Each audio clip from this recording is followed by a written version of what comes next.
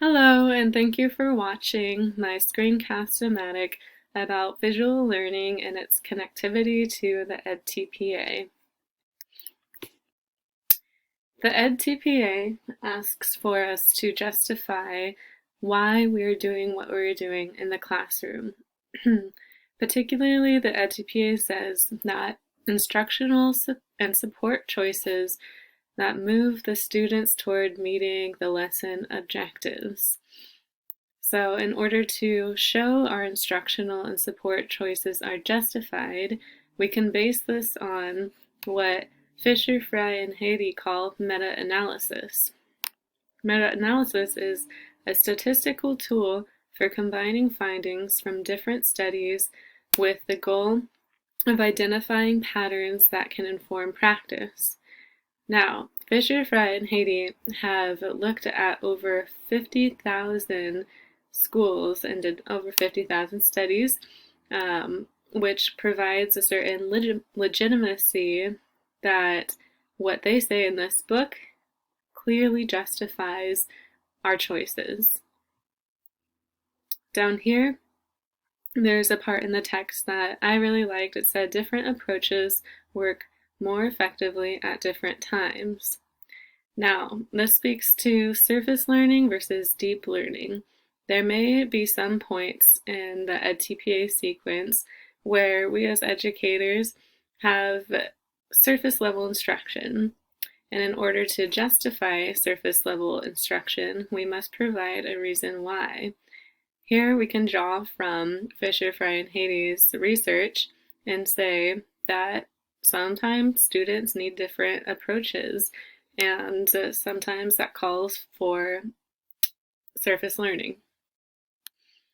They also state that different approaches work for some students better than for others.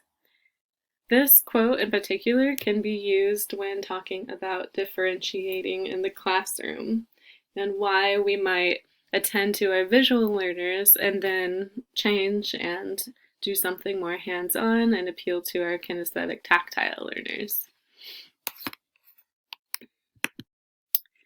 In terms of meta-analysis, the writers of this book have designated effect sizes for different types of instruction in the classroom. The first one that drew my attention was teacher expectations. If teachers have high expectations, typically the students will do more in the classroom, try harder, and produce more sufficient work. Now, all of that sounds lovely and logical, but Fisher, Fry, and Haiti have actually produced an effect size for that. You can see the same pattern follows for cooperative learning, 0.42, mnemonics, 0.45, and feedback, topping the charts at 0.75. If you turn to page 32, you can find that feedback actually ranks in the top 10 most effective parts of effective learning or teaching and teaching. Now, feedback is crucial because it is a big part of the edTPA.